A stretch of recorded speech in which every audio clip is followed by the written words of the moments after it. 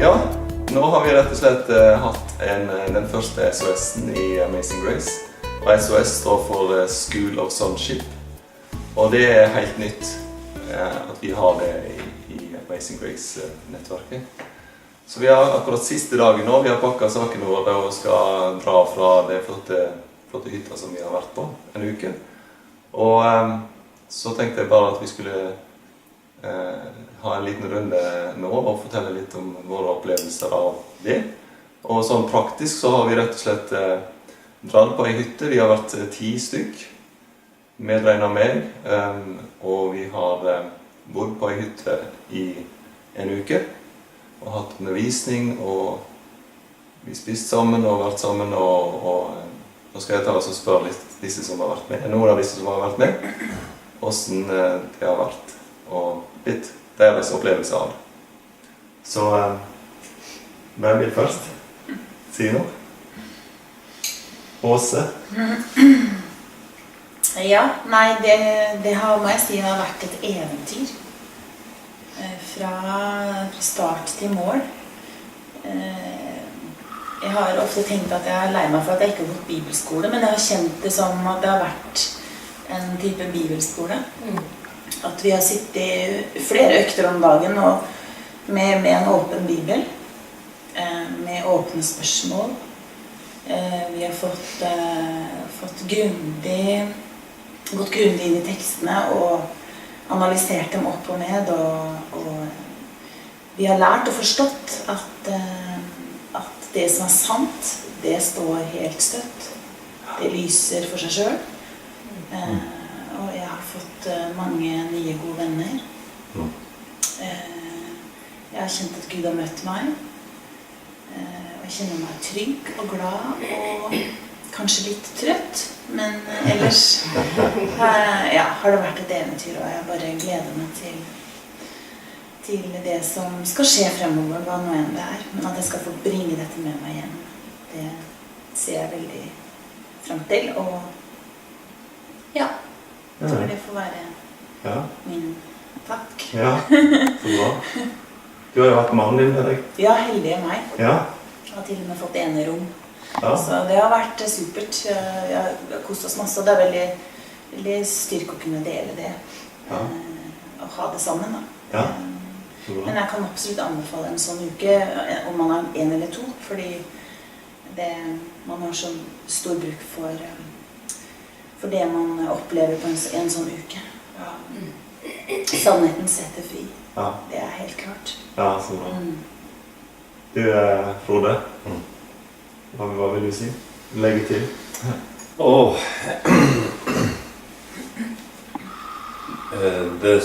De sterke inntrykkene som sitter igjen er jo egentlig å få undre seg sammen.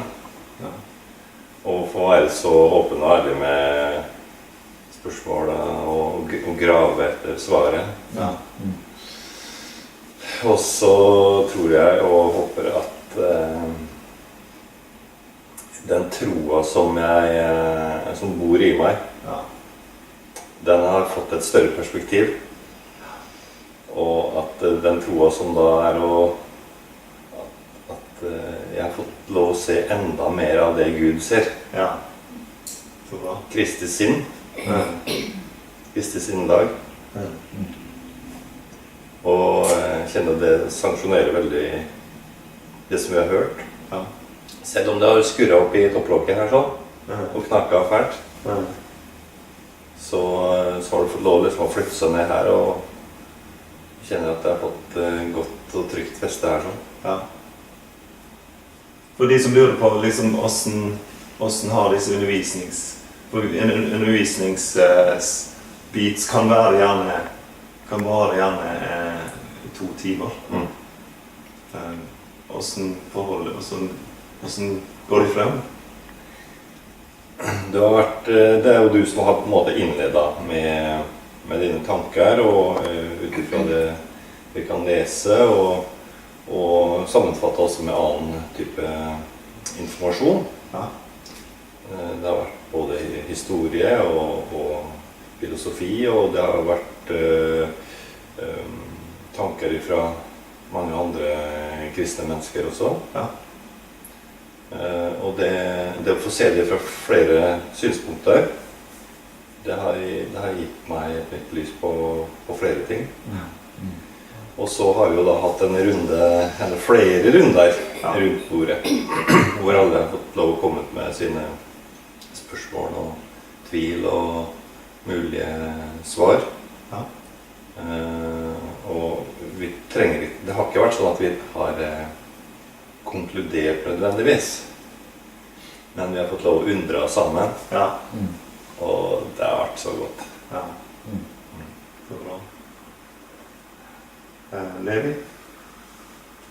Vil du si litt? Ja, altså, det du sier der sånn, det å undre seg sammen, det er en litt sånn ny opplevelse. Som jeg har ikke vært i noen setting som det har vært gjort på den måten. Og at man på en måte ikke er så redd for at doktriner man har holdt fast på og sett, som på en måte har vært eller det blir litt sånn da, at det blir en trygghet, eller har vært en trygghet, og at de doktrinene på en måte raser og brytes i stykker, så oppleves det veldig skremmende. Men at vi kan gjøre det sammen, uten at vi nødvendigvis behøver heller å komme frem til en konklusjon, og være bastant på... Det er en helt ny setting som jeg aldri har vært med på før, som jeg opplever veldig positivt, selv om det har knakket i hodet, som du sier. Så det kan være smertefullt, men så kjenner man her, inne, at det sanksjonerer. Og når vi opplever det sammen i en gruppe, at vi på en måte kjenner det da, at det blir liv. Det blir ikke bare teori, det blir ikke bare doktriner. Så da når doktrinene på en måte raser, så kan man oppleve det skremmende, men samtidig så kommer det en trygghet som man kjenner her, ikke i hodet. Og det går fra teori til åpenbaringskunnskap. Det er kraftige greier, og det har jeg opplevd. Det har jeg ikke opplevd på den måten noen gang. I en gruppe. Altså man opplever det personlig. Når man sitter i Guds ord og leser og sånn, så får man åpenbaring, så blir det liv. Men å gjøre det sammen med andre på den måten jeg har gjort nå, det har jeg aldri vært med før, og det er det jeg opplever unikt med det her. Og selvfølgelig at man blir kjent med nye mennesker. Den tryggheten, at man kan være åpen, dele personlige ting. Og det igjen gjør at man kan tørre å utlevere seg selv, at det er en sånn setting. Så den settingen her, den opplever jeg litt unik. Så det vil jeg faktisk anbefale. For det gjør noe med deg. Altså den settingen gjør at du slapper av, så du tør å åpne opp, og tør å la hodet knake, og at det blir liv da. Og at vi gjør det sammen, det er en unik opplevelse, som jeg vil anbefale. Helt klart, det gjør noe med deg, og som setter spor, tror jeg. Men føler du at når du går hjem nå, føler du at det er bare kaos i hodet, eller kjenner du på mer fred, eller merker du mer Guds kjærlighet, eller hva er det du merker du? Altså selv om det er ting som kanskje ikke har landet, så er det en enorm hvile og en enorm fred samtidig, opplever jeg da. Så de tingene som... For vi har jo også... Vi har opplevd at ting kanskje raser og ting henger litt i lufta, men samtidig så er det mange ting som har fått på plass også. Og de er der nå. De forsvinner ikke. Så den åpenbaringen som har kommet, det har vært kjempesterkt. Så det består der, og en åpenbaring du har fått, den forsvinner ikke. Nei. Så det tror jeg. Bra. Annelise, hvordan har du opplevd uka? Jeg har opplevd uka som livsforvandling, faktisk.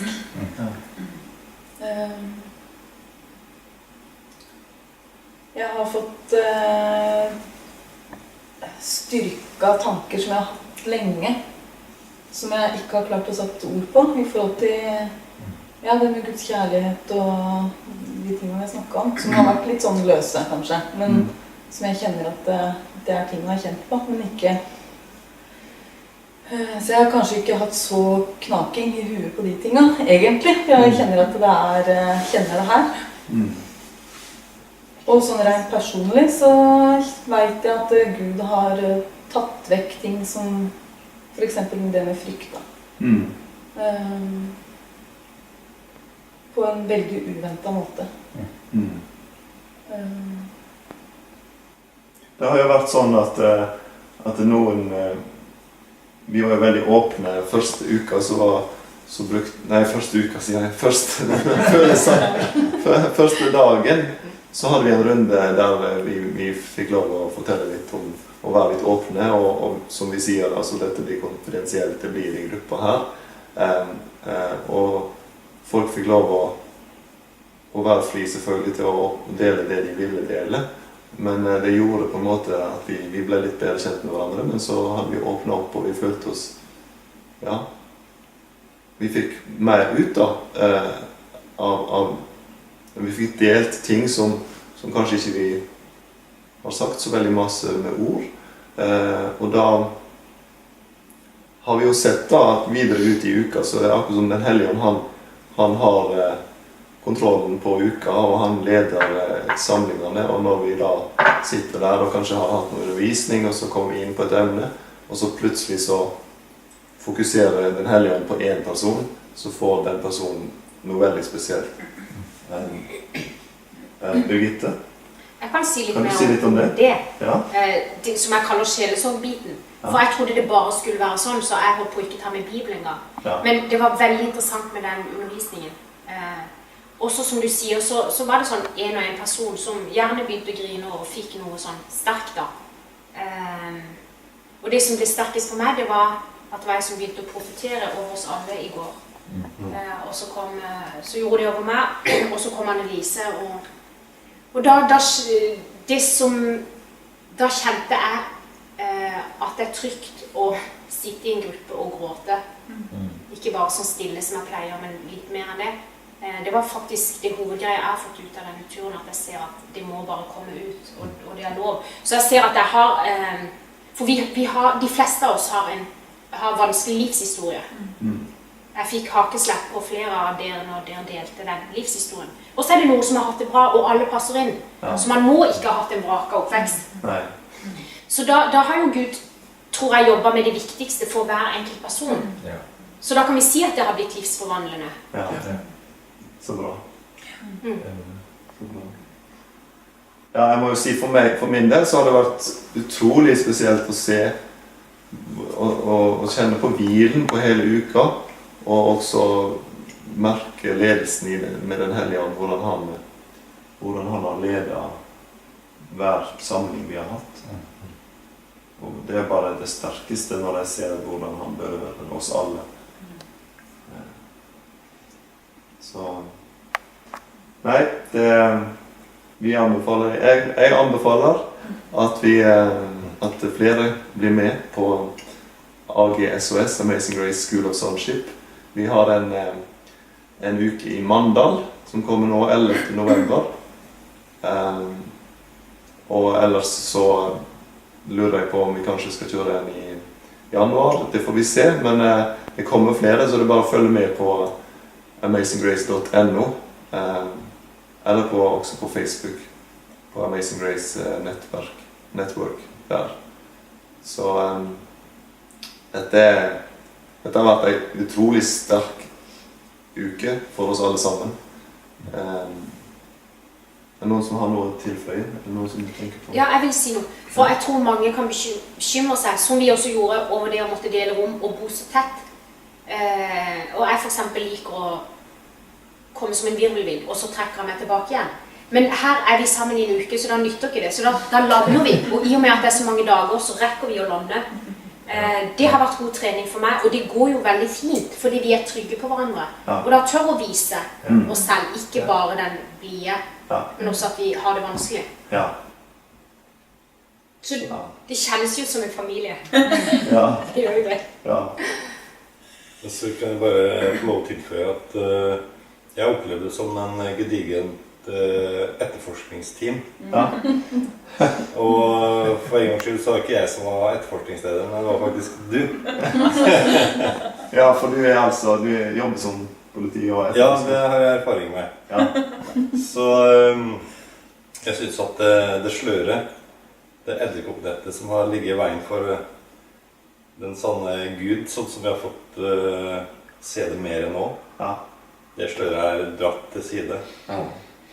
Og revet ned litt av det edderkoppnettet der. Ja, så bra. Yes. Ja, det var det vi hadde fra AGSOS Arendal 2016. Nå gleder vi oss til fortsettelsen.